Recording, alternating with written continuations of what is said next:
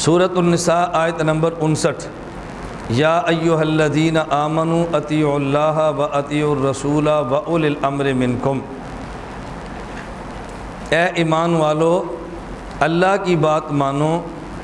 توجہ رکھنا، اب میں جو ترجمے کروں گا نا، آپ نے ترجمے سمجھنے ہیں، پھر آپ نے نتیجہ نکالنا ہے، اور جس طرح میں آپ کو پڑھا رہا ہوں نا، آپ پڑھ کے اسی طرح اپنے علاقوں میں جا کے طلبہ کو پڑھائیں اور عوام کو سمجھائیں۔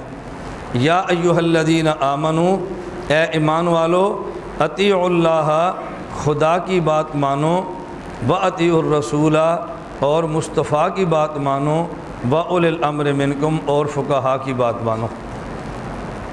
سمجھ آ گئی ترجمہ کیسے کرنا ہے؟ اے ایمان والو، خدا کی بات مانو، مصطفیٰ کی بات مانو، اور فقہا کی بات مانو۔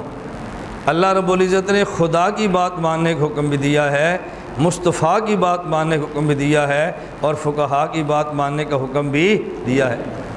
اب یہ خدا، مصطفیٰ، فقہا اتنے عامی الفاظ ہیں کہ جاہل سے جاہل بندہ بھی سمجھتا ہے کہ اس کا مطلب کیا ہے۔ ایسا لفظ عوام کے دوران استعمال نہ کریں جو عوام کو سمجھ نہ آئے۔ اگر ضرورت کے ساتھ ایسا لفظ بولنا پڑے پھر اس کی تشریح بھی کریں تاکہ ان کے دماغ میں بات اتر جائے۔ اولی الامر سے مراد فقہا ہے۔ یہ ہم نے ترجمہ کیوں کیا ہے؟ حضرت جابر بن عبداللہ رضی اللہ تعالیٰ عنہ، حضرت عبداللہ بن عباس رضی اللہ تعالیٰ عنہما، یہ صحابہ اس آیت کی تفسیر یہ کرتے ہیں، اولو الفقہ والعلم۔ اولی الامر سے مراد ہے اولی الفقہ والعلم، فقہا اس سے مراد ہیں۔ اور جب آیت کی تفسیر صحابی کرے، امام سیوطی رحمۃ اللہ علیہ نے اور امام حاکم نے لکھا ہے، اس کی حیثیت کیا ہوتی ہے؟ فإن تفسیر الصحابی الذی شاہد الوحی والتنزیل فإنہ حدیث مسند۔